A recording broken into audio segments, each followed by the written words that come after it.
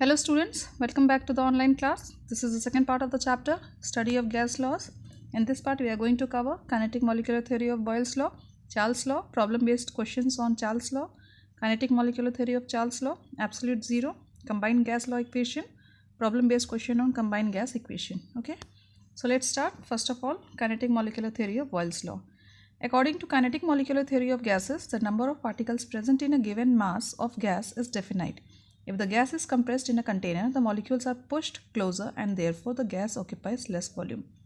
According to molecular theory, Boyle's law क्या कहता है कि किसी भी गैस के लिए उसके जो मॉलिक्यूल्स होते हैं वो हमेशा डेफिनाइट होते हैं at the given mass. Particular mass में किसी भी गैस के जो मॉलिक्यूल्स होते हैं वो हमेशा फिक्स होते हैं. ठीक है, अगर गैस जिस कंटेनर में फिल की गई है उसको कंप्रेस किया जाएगा तो उसके मॉलिक्यूल्स भी क्या होते हैं, वो पुश होते हैं, अपनी जगह से मूव करके एक दूसरे के पास में आते हैं. ठीक है, जितना ज़्यादा प्रेशर लगाया जाएगा बाहर की तरफ से उतना ही प्रेशर अंदर भी लगेगा और गैस के जो मॉलिक्यूल्स होते हैं वो और पास में आने शुरू हो जाएंगे एक दूसरे के.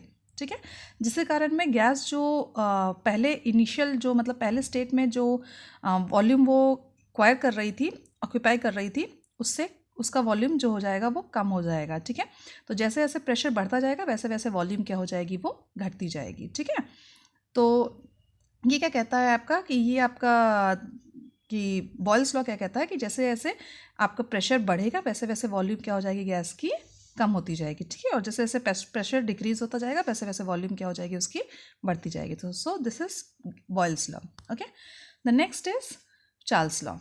The volume of a fixed mass of a gas increases और decreases bye 1/273 of its volume at 0 degree centigrade for each degree rise or fall in temperature, provided pressure remains constant.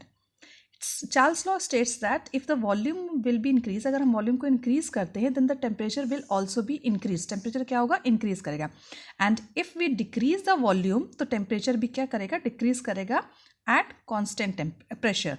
Pressure को जब हम constant रखते हैं तब अगर हम volume को इंक्रीज करते हैं तो टेम्परेचर भी इंक्रीज करेगा और वॉल्यूम को अगर डिक्रीज करते हैं तो टेम्परेचर भी आपका डिक्रीज करेगा. So in Charles law volume जो होता है that is directly proportional to temperature. Volume क्या हो जाता है, वो डायरेक्टली प्रोपोर्शनल टू टेम्परेचर होता है, जहाँ पे प्रेशर आपका क्या है, कांस्टेंट रखा गया. प्रेशर को क्या रखा है हमने, कांस्टेंट रखा है. इसको सबसे पहले जैकस चार्ल्स ने डिस्कवर किया था इन 1787 एंड उसके बाद जोसेफ गे लुजैक ने 1802 में इसको एक्सटेंड किया था. ठीक है ना. अकॉर्डिंग टू चार्ल्स लॉ बताया गया कि वॉल्यूम जो होती है वो डायरेक्टली प्रोपोर्शनल यानी एकदम टेम्परेचर के एकदम इक्वल होती है. If volume is increases then temperature will be also increases and if volume is decreases then temperature will be also decreases. So we have seen that V is equally proportional to या directly proportional to T. अगर हम proportional का sign हटाते हैं then V is equal to KT, क्योंकि जैसे ही proportional का sign हटाते हैं तो उसकी जगह पे कांस्टेंट K आ जाता है. ठीक है, नाउ T को हम V के पास ले आएंगे तो यहाँ पे मल्टीप्लाई था, यहाँ आकर के डिवाइड हो जाएगा ये. ठीक है, तो V upon T is equal to K constant हो जाएगा. ये आपका क्या कहलाता है, चार्ल्स लॉ कहलाता है. ठीक है, ये आपका चार्ल्स लॉ कहलाएगा. अगर अब हम इसका इनिशियल और फाइनल कंडीशन लेते हैं तो इनिशियल और फाइनल कंडीशन की अगर हम बात करें तो जैसे कि हमने लिया हुआ था कि हमें पता है कि हमारा चार्ल्स लॉ क्या है, V upon T is equal to K constant है. ठीक है, अब हम इसके सबसे पहले वॉल्यूम लिया हुआ हमने V1 और उसके बाद टेम्परेचर हमारा T1 है इज इक्वल टू कांस्टेंट है. आफ्टर वर्क मतलब कुछ समय बाद में जैसे हमने वॉल्यूम को इंक्रीज या डिक्रीज किया तो क्या हो जाएगा, वॉल्यूम हमारा क्या हो जाएगा, वॉल्यूम V2 हो जाएगा और टेम्परेचर हमारा T2 हो जाएगा. यानी चेंज हो गया, टेम्परेचर वॉल्यूम हम दोनों हमने चेंज कर दिया, ये भी कांस्टेंट है. ठीक है, तो V1 T1 जो होता है वो भी कांस्टेंट होता है फाइनल कंडीशन में जाने के बाद में भी, यानी जब इंक्रीज या डिक्रीज कर रहे हैं तो भी आपका V2 अपॉन T2 ही कंडीशन में रहती है. ठीक है, सो ये दोनों को टुगेदर अगर हम एक साथ करें, ये इक्वेशन फर्स्ट हो गई, ये इक्वेशन सेकेंड हो गई, दोनों को अगर हम एक साथ मिलाते हैं तो V1 upon T1 is equal to V2 upon T2. ये आपका क्या कहलाएगा, चार्ल्स लॉ इक्वेशन कहलाएगी. क्या कहलाती है आपकी, V1 upon T1 is equal to V2 upon T2. ये आपकी कहलाती है चार्ल्स की इक्वेशन. ठीक है, K जो है हमारा कांस्टेंट जो है वो कॉमन चला गया. ठीक है, तो ये हमारा चार्ल्स लॉ इक्वेशन कहलाती है V1 upon T1 is equal to V2 upon T2. Okay, I hope this is clear to you. Next हम लोग इससे बेस्ड कुछ एक क्वेश्चन देखेंगे. A gas occupies of 100 ml at 50 degree centigrade and 1 atm. ठीक है. The gas is cooled at the same pressure so that the volume reduces to 50 ml. What is the final temperature of the gas? Final temperature gas का calculate करना है आपको. ठीक है ना. Initial temperature कितना दिया हुआ है, अब हमें एक एक चीज़ें देखनी है. अभी हमें पता है कि फॉर्मूला क्या है, V1 upon T1 is equal to V2 upon T2 है. ठीक है ना, हमें ये पता हुआ है. अब हम सारी चीज़ें देख लेते हैं. V1 हमारा गिवन है. V1 कितना हो गया आपका 100 ml. ठीक है. अब T1 कितना हो गया 50, हमारा 50 दिया हुआ, 50 सेंटीग्रेड दिया हुआ है. ठीक है, 50 डिग्री सेंटीग्रेड दिया हुआ. एक चीज़ हमेशा ध्यान रखिएगा, जब कभी भी चार्ल्स लॉ के हम क्वेश्चन सॉल्व कर रहे हैं तो टेम्परेचर जो होता है वो हमेशा हम केल्विन में लेते हैं. ठीक है, टेम्परेचर कभी भी हम सेंटीग्रेड में नहीं लेंगे, केल्विन में लेंगे. क्योंकि क्वेश्चन में सेंटीग्रेड में दिया हुआ है टेम्परेचर, तो हम इसको केल्विन में चेंज कर लेंगे. केल्विन में चेंज करने के लिए हम इसमें +273 ऐड ऑन कर देंगे तो केल्विन में चेंज हो जाएगा. तो ये आपका आंसर 323 केल्विन आ जाएगा. तो हमें केल्विन में टेम्परेचर मिल गया. ओके, नाउ V2 दिया हुआ है क्वेश्चन में 50 ml. ठीक है, वॉल्यूम क्या दी हुई है 50 ml दी हुई है. पहला 100 ml दिया हुआ है 50 डिग्री सेंटीग्रेड पे, उसको हम वॉल्यूम को रिड्यूस करते हैं 50 ml पे, तो हमारा टेम्परेचर कितना रहेगा ये हमें कैलकुलेट करना है. तो T2 जो है वो हमें कैलकुलेट करना है. अब हम ये सारी वैल्यूज़ अपने फॉर्मूले पे अप्लाई करेंगे. V1 की जगह पे हम 100 लिखेंगे, T1 की जगह पे हम 323 लिखेंगे. 323 इज इक्वल टू V2 की जगह पे हम 50 ml लिखेंगे और T2 की जगह पे हमें x लिखना है. ठीक है ना, क्योंकि हमें उसे कैलकुलेट करना है. ठीक है, आफ्टर दिस कैलकुलेशन हमारा आंसर जो आएगा वो होगा 1600 ये समथिंग आएगा 161.5. ये आंसर आएगा आपका. कितना आएगा 161.5 केल्विन आएगा. अब हमें इसको अगर सेल्सियस में चेंज करना होगा तो इसमें से आप 273 माइनस कर दीजिए. 273 माइनस 161 माइनस 5 अगर हम करते हैं तो हमारा आंसर जो होगा वो आपका 111.5 डिग्री सेंटीग्रेड. सेंटीग्रेड में पहले हमने केल्विन में निकाल लिया आंसर, फिर हमने सेंटीग्रेड में निकाल लिया. ठीक है, तो केल्विन को सेंटीग्रेड में चेंज करने के लिए वही हमने -273 कर दिया था. ठीक है, तो हमारा आंसर जो है ये कैलकुलेट हो गया. ओके, इसी टाइप से आपको क्वेश्चंस और आपके बुक में दिए हुए हैं, आप लोग इसको सॉल्व करिए, प्रैक्टिस करिए. Okay, so the next is kinetic molecular theory of Charles law. According to kinetic molecular theory of gases, the average kinetic energy of a gas is directly proportional to its temperature. Kinetic theory के according Charles law ये state करता है कि जो भी किसी भी gas का जो वॉल्यूम होता है वो हमेशा टेम्परेचर के डायरेक्टली प्रोपोर्शनल होता है जब हमारा प्रेशर कांस्टेंट होता है. ठीक है, प्रेशर आपका अगर एक फिक्स है तो आप चाहे जैसे ही जिस वॉल्यूम और टेम्परेचर पे गैस है काम ख़त्म होने के बाद भी उसी वॉल्यूम और टेम्परेचर पे गैस प्रेजेंट रहेगी, क्योंकि प्रेशर हमारा कांस्टेंट है. ठीक है, जब तक प्रेशर को हम चेंज नहीं करेंगे तब तक हमारा वॉल्यूम और टेम्परेचर चेंज नहीं होगा. Okay, when we increase the temperature the kinetic energy increases and the molecules move with the greater velocity. But if the pressure is kept constant the volume of the given mass of the gas is directly proportional to its absolute temperature. It is Charles law. Okay, so this is all about Charles law. The next is absolute zero.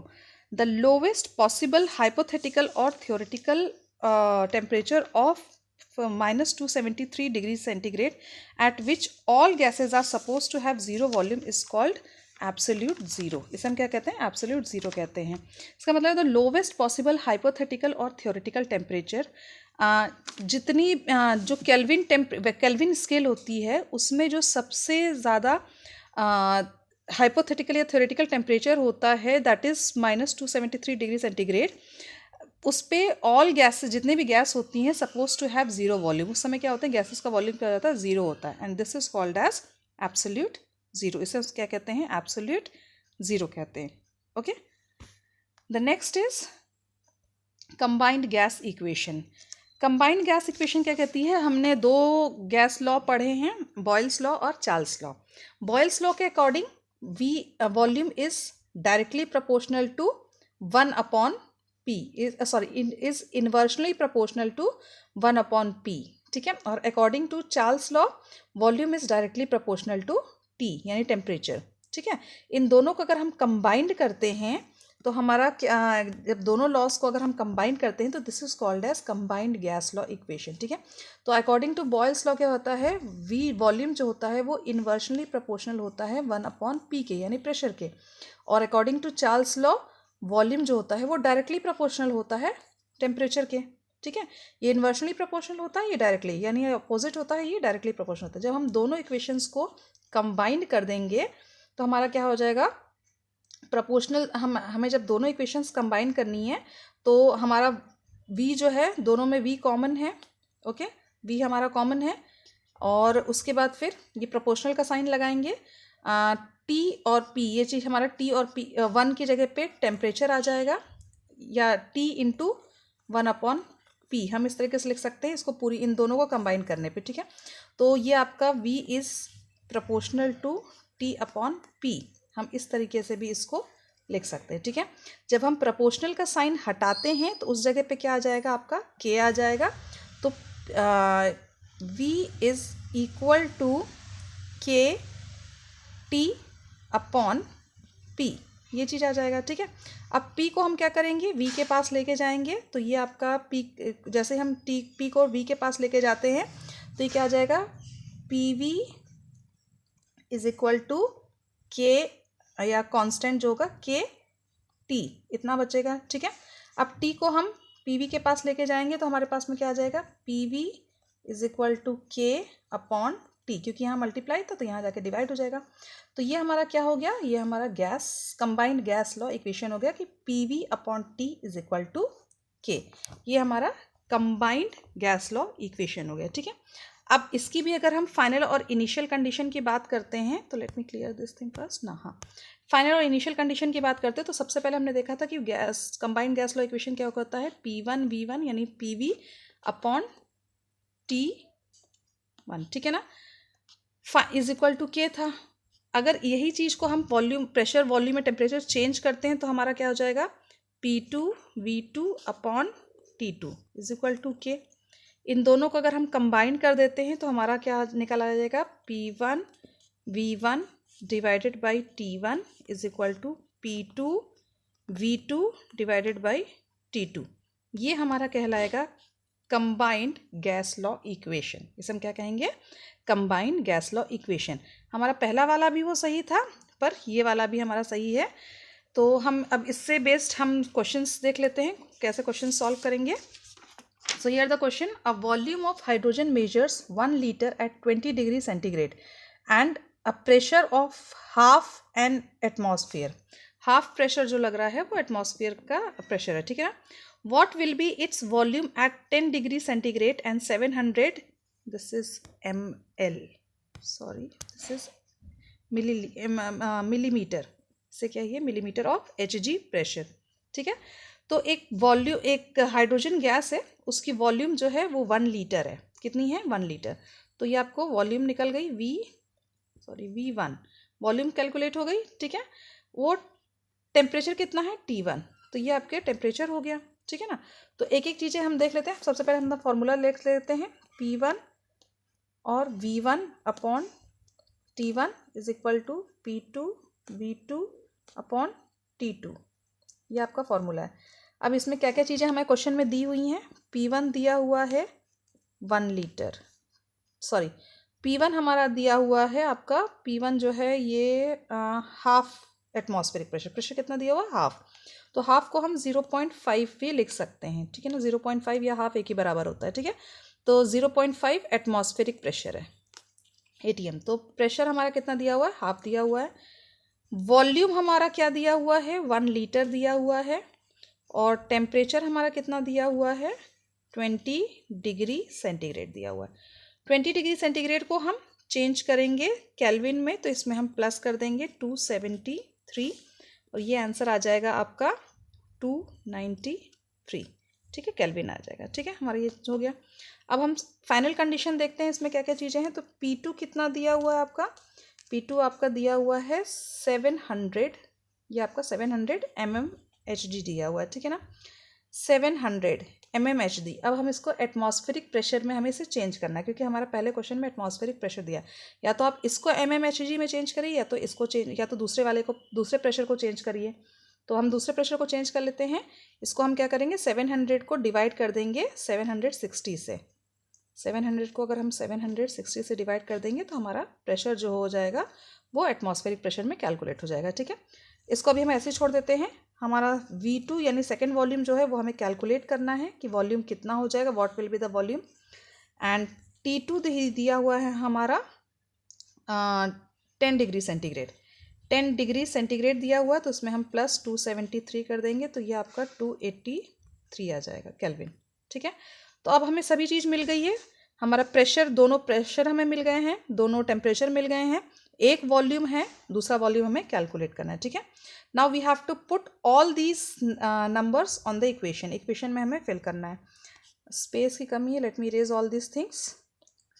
Now अब हमें क्या करना है, pressure P1 V1 upon T1 is equal to P2 V2 upon T2। इस फॉर्मूले पे हमें जितनी वॉल्यूम्स, जितने भी नंबर्स हमने निकाले थे क्वेश्चन में, जितने ये 1 लीटर 20 डिग्री सेंटीग्रेड को चेंज कर 10 डिग्री को, इसको, ये आपको क्या करना है, अब हमें इसे इक्वेशन पे रखना है। ठीक है, तो हमारा P1 कितना था, हमारा 0.5, ये हाफ था, इसको हम 0.5 भी लिख सकते हैं, इनटू हमारा वॉल्यूम था 1 लीटर, ये 1 लीटर दिया हुआ है।